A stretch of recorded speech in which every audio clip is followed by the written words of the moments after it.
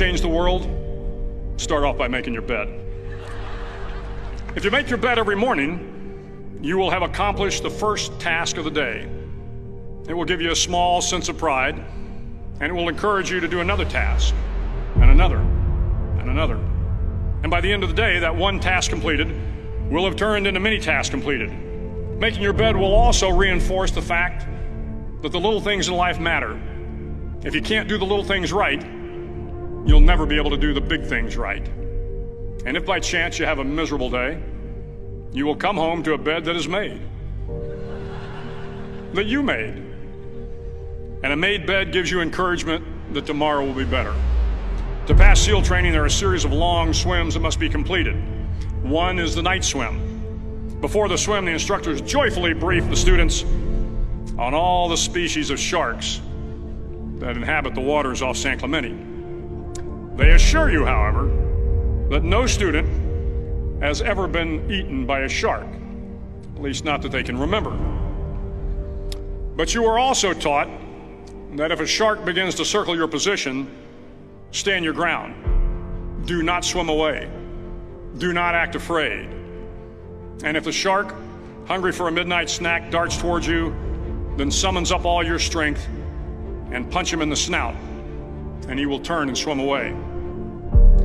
There are a lot of sharks in the world. If you hope to complete the swim, you will have to deal with them. So if you want to change the world, don't back down from the sharks. Over a few weeks of difficult training, my SEAL class, which started with 150 men, was down to just 42. There were now 6 boat crews of 7 men each. I was in the boat with the tall guys, but the best boat crew we had was made up of the little guys, the Munchkin crew, we called them. No one was over 5'5". The Munchkin boat crew had 1 American Indian, 1 African American, 1 Polish American, 1 Greek American, 1 Italian American, and 2 tough kids from the Midwest. They out-paddled, outran, and outswam all the other boat crews.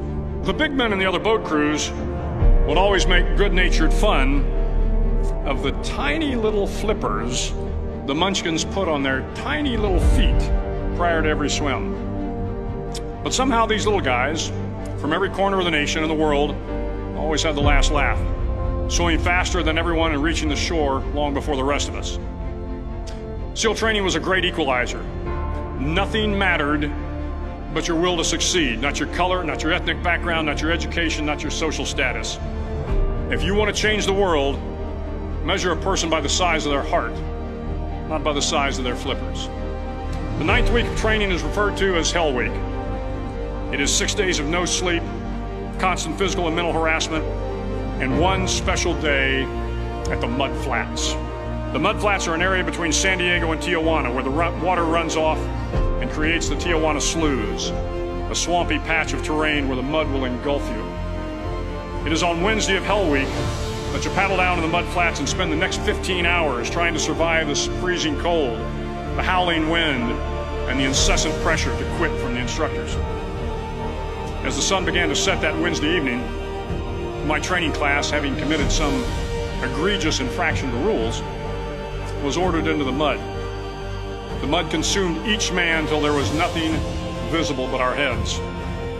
The instructors told us we could leave the mud if only 5 men would quit. Only 5 men, just 5 men, and we could get out of the oppressive cold. Looking around the mud flat, it was apparent that some students were about to give up. It was still over 8 hours till the sun came up. 8 more hours of bone-chilling cold. The chattering teeth and the shivering moans of the trainees were so loud, it was hard to hear anything. And then one voice began to echo through the night. One voice raised in song. The song was terribly out of tune, but sung with great enthusiasm. One voice became 2, and 2 became 3, and before long, everyone in the class was singing.